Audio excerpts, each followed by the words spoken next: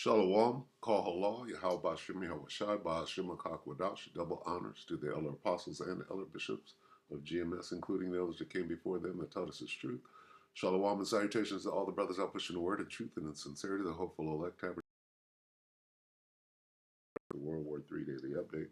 Shalom and salutations to you as well. We're going to start at 2nd Ezra 16 and bridegrooms, virgins.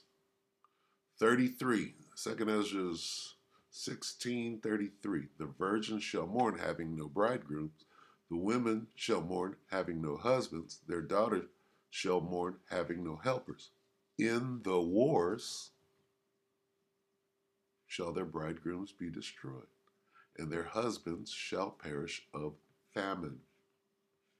Okay, the point is, in the wars, all right, let's take a look at the wars.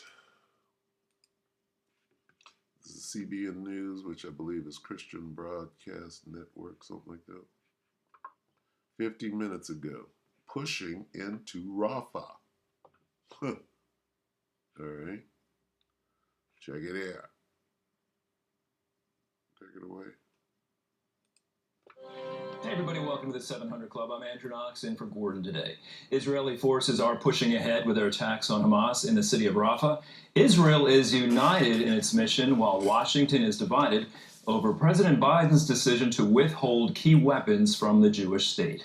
Well, today Israel celebrates its Memorial Day with soldiers wounded in the war on Gaza speaking words of encouragement to keep fighting unto victory. Chris Mitchell brings us the story from Jerusalem. Israel paused for 2 minutes this morning as the nation commemorates its Memorial Day. At the opening ceremony, Israeli Prime Minister Benjamin Netanyahu promised to continue the Gaza operation and declared what wounded soldiers from the war have told him. All of them without exception, even the amputees. They told me the spirit of the people lifts them up. Keep going until victory, and that's how we will do it. The spirit of the people, with God's help, will continue to lift us up in the faithful challenges that are still ahead of us and that we had in our 76 years of independence. More than 300,000 Gazans have already fled Rafah. Some have escaped to safe zones established by the Israel Defense Forces to get them out of harm's way. Israeli forces have pushed deeper into the city, the last major stronghold of Hamas. So far, they're using targeted strikes without launching a major invasion. This may address President Biden's threat to halt American weapons shipments to Israel if it does undertake a major assault. Israel also pounded northern Gaza, where some Hamas terrorists have fled and regrouped after the IDF cleared that area months ago. At the same time, Hamas has continued to fire rockets at southern Israel, including one that struck a playground in the southern Israeli city of Beersheba. According to the Washington Post, the Biden administration offered to share intelligence about where Hamas leaders are located if Israel holds back on a major attack on Rafah. Some Israeli analysts question why the U.S. wouldn't share such vital intelligence anyway with its strongest ally in the Middle East.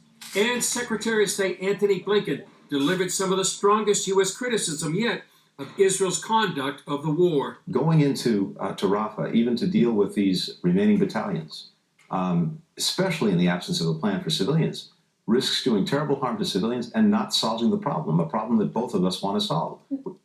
That hasn't stopped you from conducting a damn genocide. Making sure Hamas cannot, again, govern Gaza. But Republicans and many Democrats are pushing back hard against the president's actions on withholding weapons for Israel. Representative Michael McCall from Texas said an invasion of Rafah is necessary to complete Israel's mission. For us to step in and say, no, you can't go into Rafah and finish the job, I think it's tantamount to an arms embargo. It's also very similar for us to say in World War II, hey, like my dad's generation, you can invade all the way up to Berlin, but you can't go into Berlin to finish the job. Despite the White House's actions, Israel is promising on the eve of its 76th Independence Day to push ahead until Hamas is finally defeated. Chris Mitchell, CBN News, Jerusalem. We'll go ahead and close it right there. That's a good update. that you know what's going on, more of the same. Okay, which is going to do what? It's going to lead you straight into World War III. Right? They're not going to stop. There ain't going to be no ceasefire, no peace and safety. Revelation 11 and 14. The second woe is past, and behold, the third woe cometh quickly. The second woe represents World War II. The third woe represents World War III. Brothers and sisters, shalom.